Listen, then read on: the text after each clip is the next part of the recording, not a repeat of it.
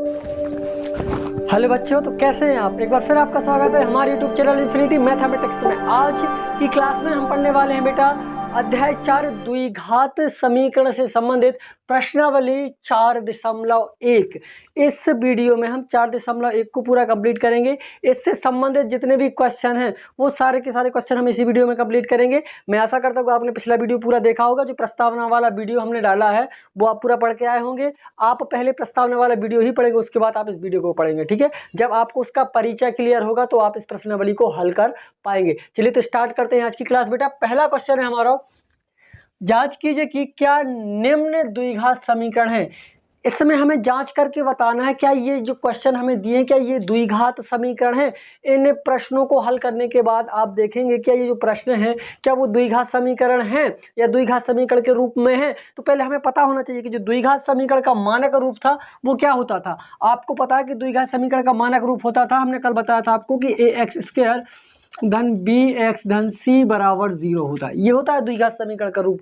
अगर आप देखोगे कि इसको हल करने के बाद समीकरण इस रूप में बन जाता है, मतलब ax² धन bx धन c के रूप में अगर आपको ये मिलता है, इसका हल इस रूप में मिलता है तो वो द्विघात समीकरण कहलाएगा। और अगर उसका हल इस द्विघात समीकरण के मानक रूप सा नहीं मिलता है तो वो उसका हल नहीं होगा। अब इस बात को समझ लो, बिल्कुल दिमाग में बैठा लो, ठीक है। तो पहला क्वेश्चन हम सॉल्व करते, कैसे करना देखिए।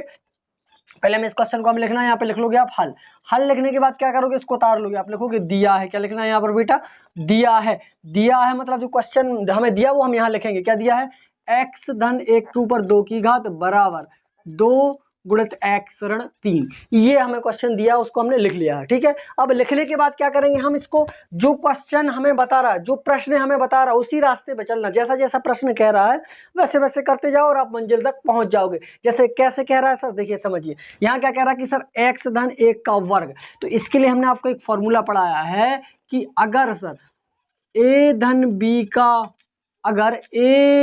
b का होल स्क्वायर है तो इसको हम लिखते हैं a² धन b² धन 2ab लिखते हैं ना। इसको यहाँ लगा दो, यहाँ पे आप इसको अप्लाई करोगे तो ये हो जाएगा a का वर्ग मतलब x का वर्ग, यहाँ पे ये हो गया, ये b हो गया, तो x का वर्ग धन 1 का वर्ग धन 2।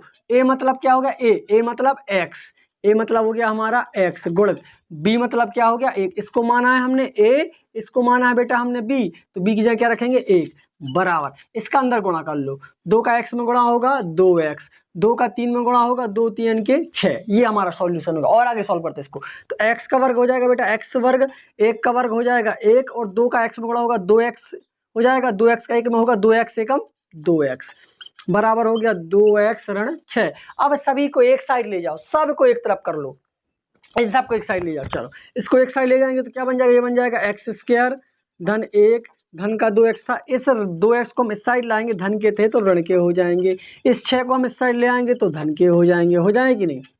अब देखो आप, ऋण का 2x और धन का 2x कैंसिल हो गया। अब क्या बचा देखो, यहाँ ये बच रहा है x² धन 1 और 6 कितना हो जाएगा 7।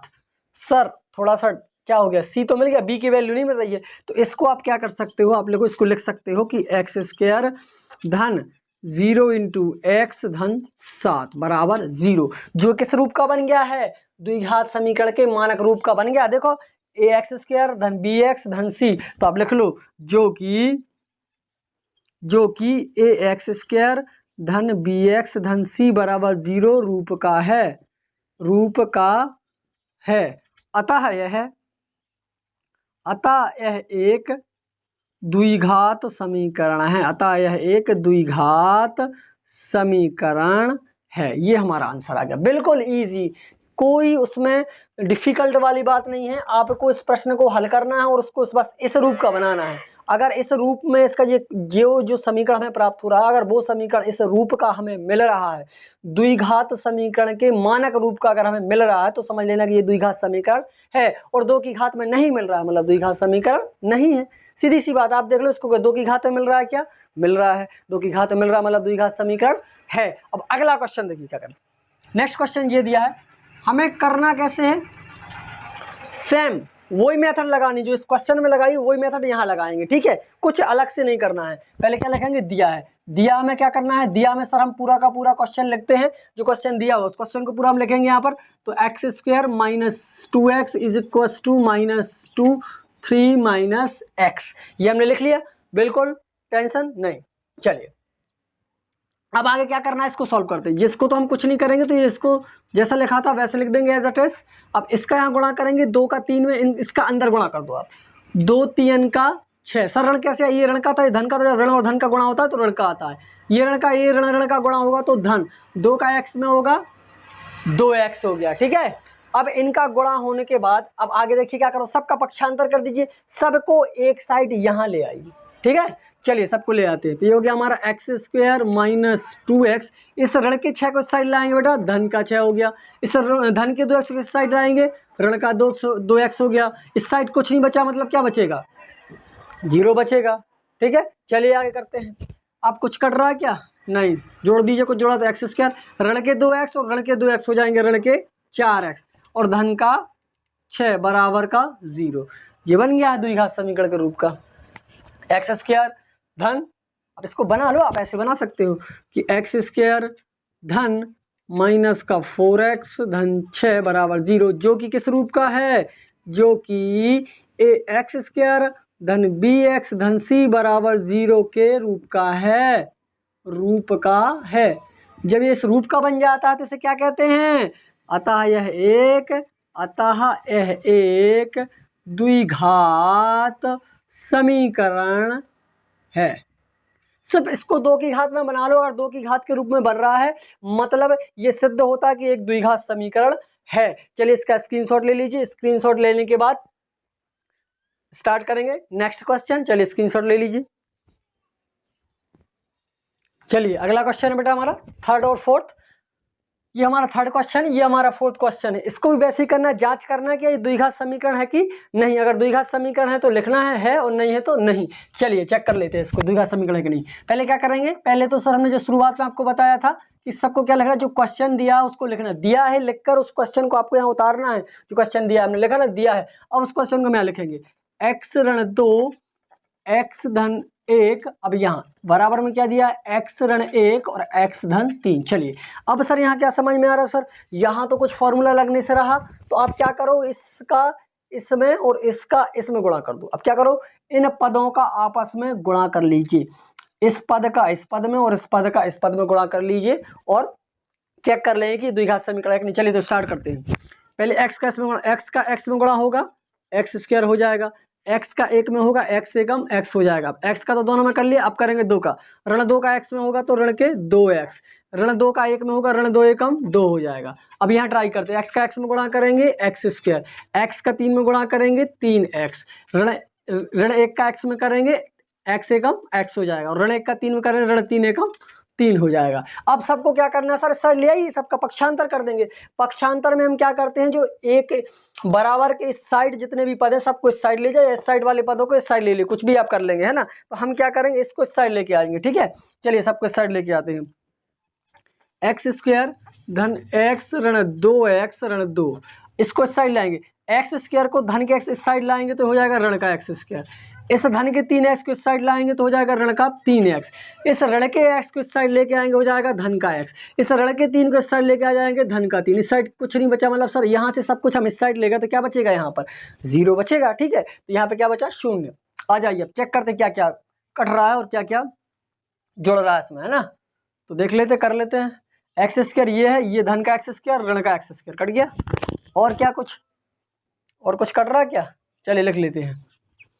अभी और कुछ सब बच ही रहा है, ऋण के 2x ये और ऋण का 3x कितना हो जाएगा, ऋण के 5x हो गया, ठीक है। धन का x और धन का x कितने हो जाएंगे, धन के 2x, ठीक है। अब क्या बच रहा है, धन का 3 और ऋण का 2, धन के 3 में से ऋण के 2 गए तो धन का बचेगा 1, और कुछ बचा क्या, नहीं सर, बराबर में क्या बचा, 0। आप यहाँ देखो 2 की घात आ रही है क्या, सर 2 की घात में समीकरण नहीं बन रहा है। अब 2 की घात में समीकरण नहीं बन रहा है मतलब क्या ये द्विघात समीकरण होगा, सर ये द्विघात समीकरण नहीं होगा। तो यहाँ लिख लेंगे हम जो कि ax स्क्वायर धन बी एक्स धन सी बराबर 0 के रूप का है कि नहीं है? 0 के रूप का नहीं है। यह द्विघात समीकरण के मानक रूप का नहीं है। द्विघात समीकरण जो मानक रूप है वो कैसा बनता है? ax² मतलब 1x की घात 2 होती है, जो कि यहाँ 2 हमें मिल ही नहीं रही है, इसलिए क्या होगा? अतः यह एक द्विघात समीकरण नहीं है। अतः यह एक द्विघात समीकरण नहीं है। ये द्विघात समीकरण क्यों नहीं है? ये द्विघात समीकरण इसलिए नहीं है बेटा क्योंकि जो x की घात है यहाँ पे 2 हमें मिल नहीं रही, क्योंकि द्विघात समीकरण की परिभाषा क्या होती है कि ऐसा समीकरण जिसमें चर की अधिकतम घात 2 हो। अब इसमें चर की अधिकतम घात क्या मिल रही है? हमें 1 मिल रही है, 2 तो है ही नहीं, कहीं 2 नहीं है, तो इसलिए क्या द्विघात समीकरण नहीं होगा। चलिए आगे, अब आगे हमें क्या करना है? अगला क्वेश्चन ये करेंगे, ठीक है? चौथा नंबर क्या करते हैं हम सॉल्यूशन में? पहले हमें लिखना है कि दिया क्या है, जो क्वेश्चन दिया उस क्वेश्चन को हम लिख लेंगे, ठीक है? क्वेश्चन क्या दिया उस क्वेश्चन को हम क्या करेंगे? यहाँ पर लिख लेंगे, ठीक है? उस क्वेश्चन को हम यहाँ सॉल्व कर लेंगे। चलिए कर लेते हैं, लिख लो इसको। दिया है, दिया में क्या करेंगे? पूरा का पूरा क्वेश्चन हमें उतारना है। दिया में x ऋण 3 और 2x धन 1 बराबर x गुणित x धन 5। अब यहाँ भी कोई फॉर्मूला लगने से रहा तो हम क्या करेंगे? इस पद का इस पद में गुणा और इस पद का इस पद में गुणा कर लेंगे, आपस में दोनों का गुणा कर देंगे। चलिए, तो जब x का 2x में गुणा करेंगे तो ये बन जाएगा बेटा 2x का स्क्वायर। x का 1 में करेंगे तो x से कम x हो जाएगा। अब x का दोनों में कर लिया, अब 3 का करेंगे, 3 ऋण 3 का धन 2 में करेंगे तो ऋण 3 दूनी का 6। अब 3 का 1 में करेंगे तो ऋण 3 एकम का 3। अब यहाँ करेंगे x का x में करोगे x स्क्वायर, x का 5 में करोगे तो 5x हो जाएगा, ठीक है? गुणा कर लिया। अब सबका पक्षांतर कर दो, सबको इस साइड लेके आ जाओ, ठीक है? लेके आ जाते हैं हम। 2x का स्क्वायर धन x ऋण 6x ऋण 3, x स्क्वायर को इस साइड लेके आएंगे, धन का था तो ऋण का हो जाएगा। ये धन का 5x इस साइड आएगा तो ऋण का 5x हो जाएगा। अब बराबर के इस साइड, ये सारे इस साइड आ गए तो यहाँ कुछ नहीं बचा, मतलब क्या बचेगा? 0 बचेगा, ठीक है? चलिए सॉल्व कर लेते हैं। अब क्या दिख रहा है आपको? यहाँ पे 2x स्क्वायर है और 1x, धन के 2x स्क्वायर में से 1x स्क्वायर माइनस हो जाएगा तो 1x स्क्वायर बचेगा सर, ठीक है? ये धन का x है। अब देखना यहाँ पे एक धन का x है, ये ऋण के 6x और ऋण के 5x टोटल हो जाएंगे ऋण के 11x। ऋण के 6x और ऋण के 5x हो जाएंगे ऋण के 11x, और 11x में से धन का 1x घट जाएगा तो ऋण के बचेंगे 10x। अब क्या बचा? सिर्फ 3।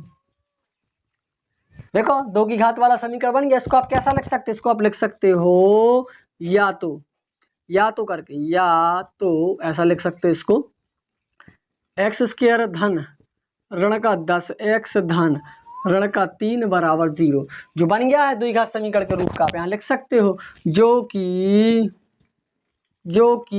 ax स्क्वायर धन bx धन c बराबर 0 के रूप का है, ये 0 के रूप का है।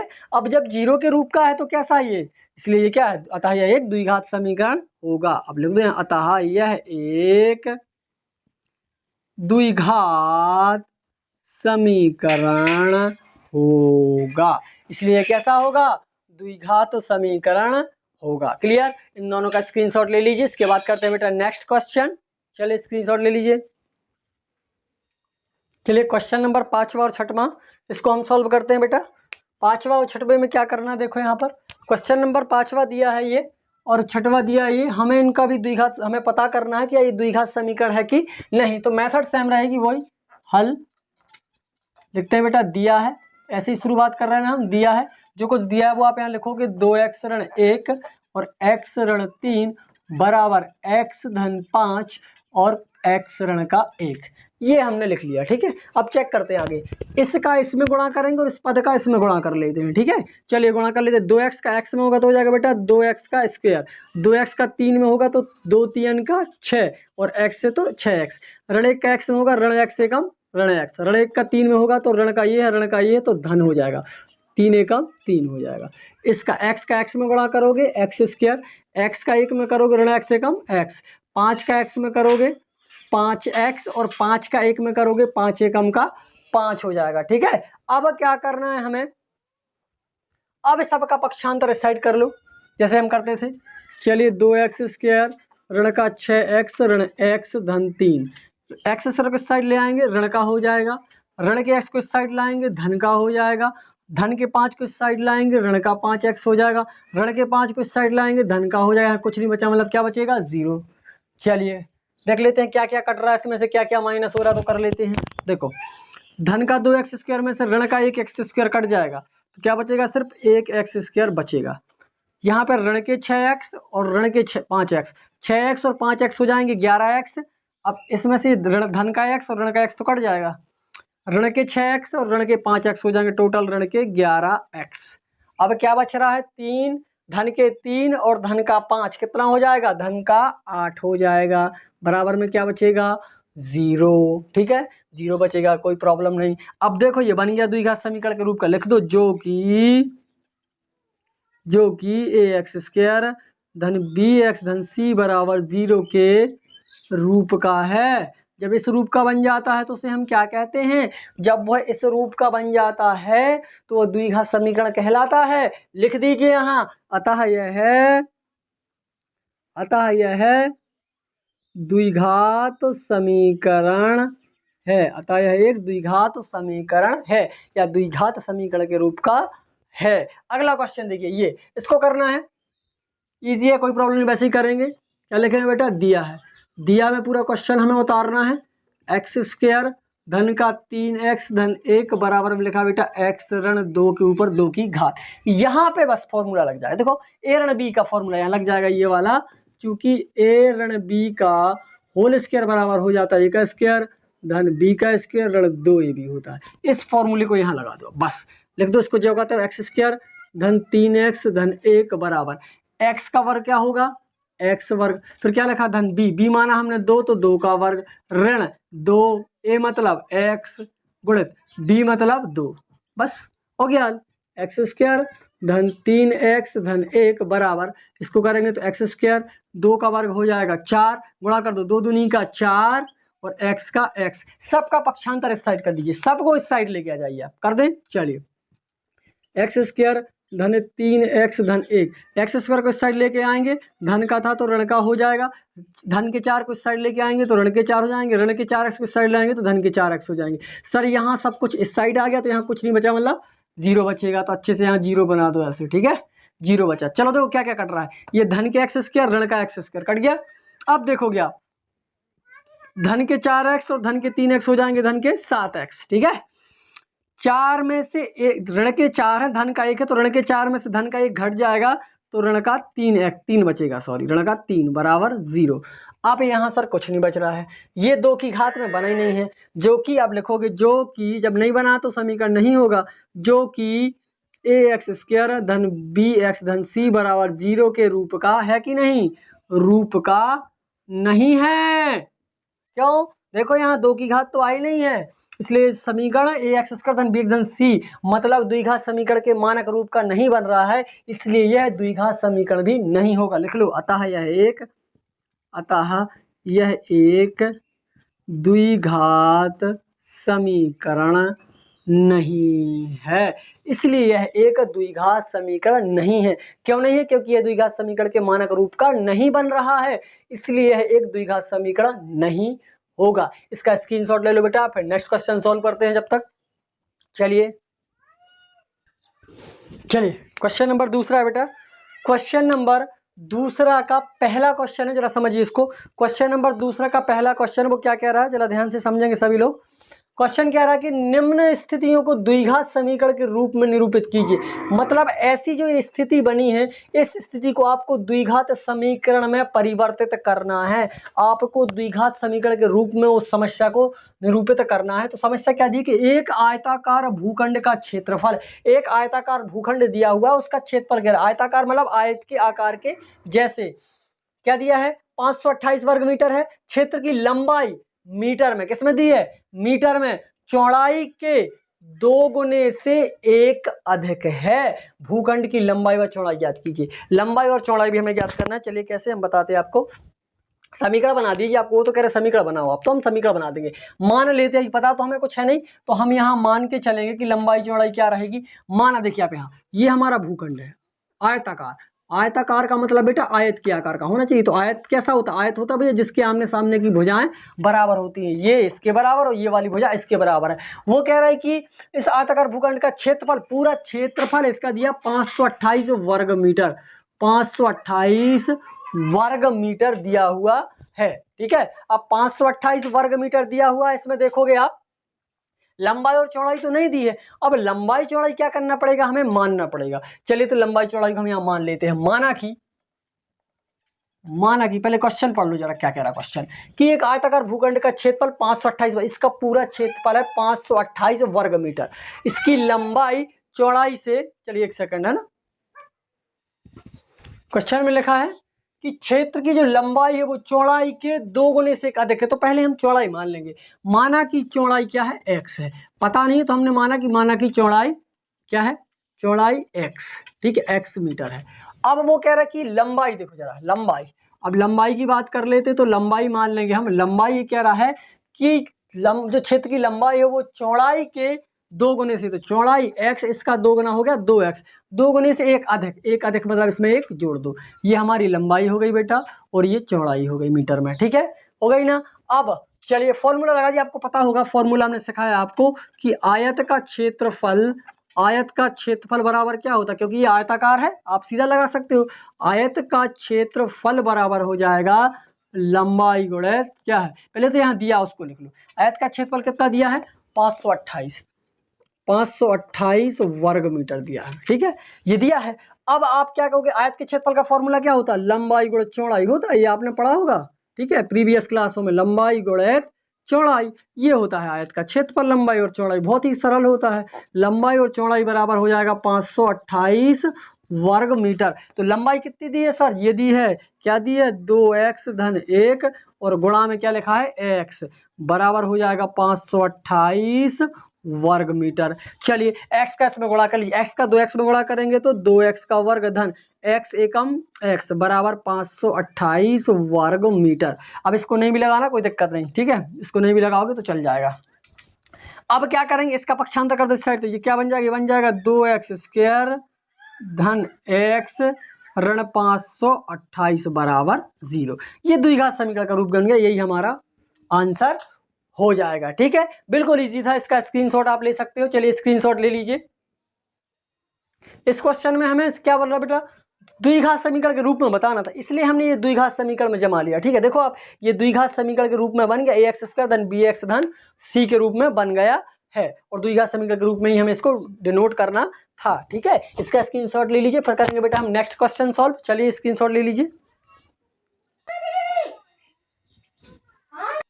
चलिए अगला क्वेश्चन बेटा, 2 क्रमागत धनात्मक पूर्णांकों का गुणनफल 306 है, पूर्णांक ज्ञात कीजिए। अब हमें पता तो है नहीं तो हम मान के चलेंगे, बिल्कुल सरल क्वेश्चन है, बिल्कुल ही इजी है। 2 क्रमागत धनात्मक पूर्णांक, माना कि, यहां लिख लो, माना कि पहला पूर्णांक, आप ऐसा मान लो, पहला पूर्णांक माना क्या है? x है, पहला पूर्णांक क्या है? x है। तो दूसरा पूर्णांक, अगला पूर्णांक क्या होगा? आप लिख लो दूसरा पूर्णांक, क्रमागत की बात हो रही, क्रमागत मतलब क्रम से एक के बाद दूसरा पूर्णांक।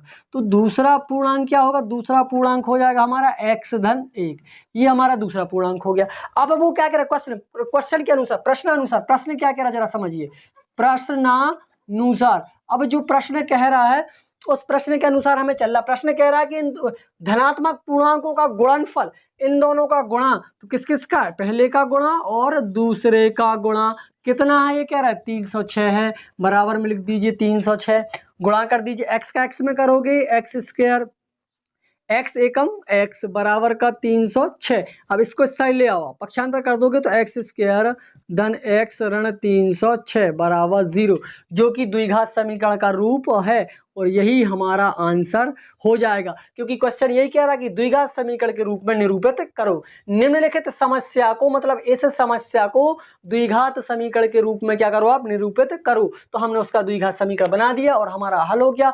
बिल्कुल ही ईजी है, बिल्कुल ही सरल है बेटा, कोई कठिन बात नहीं है, बस आपको ध्यान से पढ़ना है, समझना है और करना है, पूरा दिमाग खोल के बैठना है। आपका दिमाग बटना नहीं चाहिए, यहाँ भी वहाँ भी, चार जगह दिमाग मत लगाओ, एक जगह दिमाग लगाओ। अगर सवाल पढ़ रहे हो तो सवाल पर दिमाग लगाओ, तो पूरा समझ में आएगा आपको। चलिए इसका स्क्रीनशॉट ले लीजिए, नेक्स्ट क्वेश्चन करवाऊंगा फिर मैं। चलिए अगला क्वेश्चन है बेटा, थर्ड नंबर। रोहन की माँ उससे 26 वर्ष बड़ी है। मतलब एक लड़का रोहन है तो उसकी माँ रोहन से कह रही है 26 साल बड़ी है। उनकी आयु का गुणनफल अब से 3 साल पश्चात। मतलब अभी जो उनकी आयु है, उसकी माँ की जो अभी आयु है, उससे 3 साल पश्चात, मतलब 3 साल आगे की बात हो रही है। 3 साल बाद 360 हो जाएगा दोनों का गुणनफल। तो बताओ कि रोहन की वर्तमान आयु क्या है। हमें पता था नहीं कि अभी दोनों कितने कितने साल के, तो हम मान लेंगे यहाँ पर, माना कि, बिल्कुल ईजी है, लिख लो बेटा, माना कि रोहन की आयु, रोहन की कौन सी आयु, रोहन की वर्तमान आयु, समझना जा, रोहन की वर्तमान आयु x वर्ष है। क्या माना, अभी x वर्ष है। तो उसकी मम्मी की आयु कितनी हो जाएगी, उसकी माता की आयु, वो कह रहे उससे 26 साल बड़ी है, तो लिख दो माता की आयु, माता की आयु 26 साल बड़ी हो जाएगी उससे, बस माता की आयु हो जाएगी कितनी, इससे 26 साल बड़ी है, तो लड़का की x से 26 साल बड़ी है, तो 26 उसमें जुड़ जाएंगे, 26 साल बड़ी है, 26 साल बड़ी होगी। अब लिखिए प्रश्नानुसार, प्रश्न क्या कह रहा है, प्रश्नानुसार। अब प्रश्न कह रहा है कि उनकी आयु का गुणनफल अब से 3 साल बाद, तो अभी जो x है तो लड़का की कितनी हो जाएगी 3 साल बाद, 3 x धन 3 हो जाएगी, ठीक है। माता की अभी कितनी है, x धन 26 है, तो 3 साल बाद कितनी हो जाएगी, इसमें 3 और जुड़ जाएंगे, लड़का के में 3 जुड़ जाएंगे और मम्मी की आयु में भी 3 जुड़ जाएंगे, ठीक है। अब वो कह रहे हैं कि सॉरी यहाँ लिखो, रोहन की 3 साल बाद, प्रश्न अनुसार 3 साल बाद, 3 साल बाद, 3 साल बाद रोहन कितना का हो जाएगा, रोहन हो जाएगा x धन 3 का, माता कितने की हो जाएंगी, माता हो जाएंगी x धन 26 और इसमें 3 और जुड़ जाएंगे, तो धन के 3 जुड़ गए, ठीक है। अब वो कह रहे हैं कि उनकी आयु का गुणनफल 3 साल बाद 360 हो जाएगा, गुणनफल मतलब इन दोनों का गुणा, तो यहाँ कर लो, अब लिख के गुणा कर दीजिए, बस इसका गुणा करो, x धन 3 का गुणा किसमें करोगे, इसमें करोगे, तो ये हो जाएगा, गुणा कर रहा बेटा है ना, x धन 26 में 3 जोड़ेंगे 29, गुणनफल कितना हो रहा है 360, यहाँ लग दीजिए 360, गुणा कर दीजिए, x का x में गुणा होगा x स्क्वायर, x का 29 में होगा धन का 29x, 3 का x में होगा 3x, 3 का 29 में होगा, कर लीजिए भैया, 3 तरह का कितना होता है 9, मतलब 30 तिया के 90, तो 29 मतलब 3 बार कम हो जाएगा, कितने आ जाएंगे, गुणा कर लीजिए, है ना, इसको नहीं बुद्धि चलती है तो, 3 नाम 27 का 7, हाँ से लाई 2, 3 दूनी का 6 और 2 8, 87, कितना आएगा बेटा 87, यहाँ लिख दो 87 बराबर 360, इसको साइड ले आओ, एक्स स्क्वायर धन का 29x और 3x कितने हो जाएंगे, 29 में 3 जोड़ा तो 32x, और ये 200 यहाँ हो जाएगा धन का 87 ऋण का 360 बराबर 0। अब क्या करोगे आप, इसको लिख दो एक्स स्क्वायर धन का 32x, 310 में से 87 को घटा दो, सॉरी 360 में से 87 को घटाओ, 10 में से 7 गए 3, हासिल आई 1, 6 के माने 16, 16 में से 9 को घटाएंगे 16 में से कितने बचेंगे 7, हासिल आई 1, 3 में से 1 गया 2, 273, तो यहाँ बचेगा ऋण का 273 बराबर 0, और ये बन गया हमारा द्विघात समीकरण, और इस क्वेश्चन का हल भी यही हो गया, ठीक है। आप इसका स्क्रीनशॉट ले लो, इसके बाद करते हैं नेक्स्ट क्वेश्चन। चलिए ले लीजिए बेटा स्क्रीनशॉट। चलिए इस प्रश्नावली 4.1 का लास्ट क्वेश्चन, इसको भी कंप्लीट कर लेते हैं बेटा फास्टली। क्या है क्वेश्चन समझिए जरा, इन सभी क्वेश्चनों में से इससे ऊपर के जो 3 क्वेश्चन थे वो थोड़ी से सरल थे, ये थोड़ा सा डिफिकल्ट है, पर समझ में आपको आ जाएगा, थोड़ा सा ध्यान लगा के अच्छे से करना है इसको, ठीक है। क्या पहला क्वेश्चन क्या दिया कि एक रेलगाड़ी 480 किलोमीटर की दूरी समान चाल से तय करती है। मतलब एक रेलगाड़ी है, उसको 480 किलोमीटर की दूरी तय करना है, ठीक है, 480 किलोमीटर की दूरी तय करना है, और वो एक समान चाल से करती है। समान चाल मतलब जितनी स्पीड पे चल रही थी, जैसे 50 की स्पीड से चल रही थी वो 85 की से चल रही है, 60 की से या 70 की, जो भी स्पीड से वो चल रही थी वो स्पीड बदल नहीं रही है, सब सेम स्पीड पे चल रही है। तो वो कह रहा है कि यदि इसकी चाल 8 किलोमीटर प्रति घंटा कम होती तो वह उसी दूरी को तय करने में 3 घंटा अधिक लेती। जो 480 किलोमीटर की दूरी है, जितना समय उसको 480 किलोमीटर तय करने में लग रहा है, अगर उसकी चाल 8 किलोमीटर, उसकी स्पीड जो पहले थी उससे 8 किलोमीटर अगर कम से चले तो वो 3 घंटा और देरी से पहुंचती है। कितने घंटे, 3 घंटे और देरी से पहुंचती है। तो आपको बताना है कि बताओ तो फिर वो जो रेलगाड़ी की चाल क्या थी, उस टाइम क्या है उस रेलगाड़ी की चाल। तो पता तो है नहीं हमें क्या है, तो हम तो मान के चलेंगे भाई। तो मान लेंगे यहाँ पर रेलगाड़ी की चाल को। चलिए माना कि रेलगाड़ी की चाल है ना, माना कि रेलगाड़ी की चाल क्या है, रेलगाड़ी की चाल हम मान लेते हैं x किलोमीटर प्रति घंटा है। अब पता तो है नहीं, मान लिया x किलोमीटर प्रति घंटा है। अब दूरी कितनी तय की उसने, देखो 480 किलोमीटर की दूरी है। तो आप यहाँ लिख लोगे कुल दूरी, आप यहाँ लिखोगे कुल दूरी बराबर होता है 480 किलोमीटर। टोटल जो दूरी थी वो 480 किलोमीटर थी। अब प्रश्न के अनुसार, प्रश्न क्या कह रहा है जरा समझ लीजिए। प्रश्न अनुसार इसमें हमें दो शर्तें समझ में आ रही। पहली शर्त के समान चाल से तय कर रही 480 किलोमीटर की दूरी, और दूसरी कह रहा कि 8 किलोमीटर की स्पीड हम क्या कर दे, वो कह रहा कम कर दो। तो चलिए दो शर्त, पहली शर्त ले लेते हैं। यहाँ शर्त फर्स्ट लिख के चलो, आप शर्त पहली लेके चलो। शर्त पहली क्या है उसके अनुसार काम करेंगे। एक फॉर्मूला आपने पढ़ा होगा, समय बराबर होता है दूरी बटे चाल। क्या होता है, दूरी बटे चाल, ये फॉर्मूला था। ठीक है, इसको लगाएंगे। इसको मान लो पहले समय को t1, जब दूरी 480 किलोमीटर थी, चाल क्या थी पहले, x थी। देखो x थी, इसको दो समीकरण नंबर 1। दूसरी शर्त के अनुसार चलो, दूसरी शर्त ये कह रही है कि जब हम समय क्या ले ले t2, तो क्या थी, जो 480 किलोमीटर की दूरी थी वो जब उसकी स्पीड कैसी हो जाए, 8 किलोमीटर घंटा कम हो जाए, तो यहाँ पे क्या बनाओगे आप, 8 किलोमीटर बना दोगे जी। हो गया दूसरा समीकरण। एक और तो बन गया, बिल्कुल सरल है। पहले में से दो को हटा दो, आप लिख दो यहाँ चूंकि, यहाँ पे लिखो चूंकि t2 माइनस t1 बराबर, दूरी कितनी थी टोटल, अभी कितने का अंतर आ रहा है, ये कह रहा 3 घंटे का अंतर आ रहा है, तो इसको लिख दो 3 घंटा। बस मान भर दो यहाँ दोनों का। क्या क्या था मान, इसका मान था पहले t2 का मान भर देंगे, ये 480 बटे x ऋण 8 माइनस t1 का मान क्या है 480 बटे x बराबर का 3। अब 480 को कॉमन ले लो आप। हमने जो 480 कॉमन लिया तो यहाँ बचेगा 1 बटे x ऋण 8, यहाँ से कॉमन लिया तो 1 बटे x बचेगा बराबर का 3 हो गया। ठीक है, अब आगे क्या कर सकते हो आप, इस 480 को यहाँ पहुँचा दो इसके नीचे डिवाइड में, तो ये हो जाएगा 1 बटे x ऋण 8 ऋण 1 बटे x बराबर 3 बटे 480। काट दो उसको 3 से, 3 एकम 3, 3 एकम 3, 3 दूनी का 6, एक बचेगा 2 बचेगा। गलत कर रहा कुछ, चलिए यहाँ तक क्वेश्चन हो गया था बेटा हमारा, ये जरा समझिए यहाँ तक। इसके बाद क्या है, थोड़ी टेक्निकल प्रॉब्लम के कारण बंद हो गया था, चलिए समझा देते हैं हम आपको।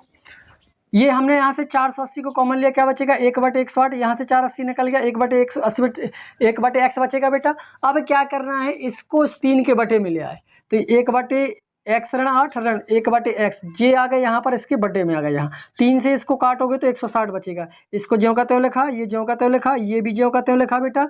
1 बटे इसको काट दिया, 3 से काटा तो 160 आएगा, तो यहाँ 160 लिख दिया। अब क्या करना है, इसका यहाँ गुणा करो, x एकम x, इसका 1 में करोगे तो ये ही आ जाएगा, और इन दोनों का गुणा करोगे तो ये यहाँ लिख दिया बटे में 160। अब क्या करोगे, इस x का x इस ऋण का x में गुणा करोगे, ऋण का x हो जाएगा, ऋण का ऋण में गुणा, धन का 8, फिर x का x में करोगे x स्क्वायर, और ऋण का 8 का इस x का 8 में करोगे तो 8x बराबर 160 आ गया। ठीक है, अब क्या करना, धन का x और ऋण का x कट गया, 8 बटे एक्स स्क्वायर ऋण 8x बराबर ये लिखा, इसका यहाँ गुणा करा, इसका यहाँ गुणा करा, इसका एक बार करेंगे तो यही आएगा, और 8 का 160 में कर दिया ये। ठीक है, ये ज्यों का त्यों लिखा, 8 का 160 में करोगे तो आएगा 1280, 1280 को इस साइड आप ले आओगे तो ऋण के 1280 हो जाएंगे। ठीक है, और ये बन गया बेटा हमारा द्विघात समीकरण के रूप में डिफाइंड हो गया। यही क्वेश्चन ने कहा था कि आप द्विघात समीकरण के रूप में समस्याओं को निरूपित कीजिए, तो हमने कर दिया। इसी के साथ आपकी सारी प्रश्नावली जो 4.1 थी वो पूरी तरह से कंप्लीट हो गई है। पूरे के पूरे क्वेश्चन मैंने इसी वीडियो में कंप्लीट कर दिए हैं। आपको क्या करना है, बस पढ़ना है, पूरा मन लगा करके पूरी प्रश्नावली को ध्यान से पढ़ना है, फुल कंसंट्रेट करके आपको पढ़ाई करनी है, पूरी की पूरी प्रश्नावली आपको अच्छे से सीख लेनी है, आपको मेहनत करना है, यहाँ वहाँ आपका दिमाग नहीं लगना चाहिए। पूरी तरह से जब आप पढ़ाई करते हो तो आपका पूरा का पूरा दिमाग सिर्फ स्टडी पर, पढ़ाई पर ही होना चाहिए, इसके अलावा कहीं और बिल्कुल दिमाग नहीं लगाना है कि आप पढ़ रहे हैं वहाँ मोबाइल में दिमाग रखा, वहाँ शॉर्ट पर दिमाग लगा हुआ, वहाँ बाहर खेलने पर दिमाग लगा हुआ, ये काम नहीं करना है। आप अभी मेहनत कर लो बेटा, तो बाद में आराम करोगे, और अगर अभी आराम करोगे ना तो बाद में मेहनत करते करते गधों के जैसे मेहनत करनी पड़ेगी। आपको समझ में आ जाएगा कि जीवन कितना संघर्ष भरा है ना। तो अभी मेहनत कर लो, अगर बाद में आराम चाहिए तो इस बात को बिल्कुल समझ लो जो मैं आपको बता रहा हूँ। मेरे अनुभव के हिसाब से आप समझ लो, बहुत पछतावा होता है अगर लोग पढ़ाई नहीं करते हैं तो। बाद में परेशानियां समझ में आती कि काश उस टाइम पढ़ लिया होता। तो आप तरीके से पढ़ो, तैयारी करो, अच्छे से सबको सीखो और अच्छे इंसान, अच्छे छात्र और एक सक्सेसफुल व्यक्ति बनने की कोशिश करो। मिलते हैं बेटा नेक्स्ट वीडियो में, है ना। नेक्स्ट वीडियो में लेके आएंगे आपको 4.2। और अगर आपको वीडियो अच्छा लगे तो लाइक जरूर करें, और अगर आप हमारे चैनल पर नए हैं तो हमारे चैनल को सब्सक्राइब जरूर करें। मिलते हैं नेक्स्ट वीडियो में। Thank you.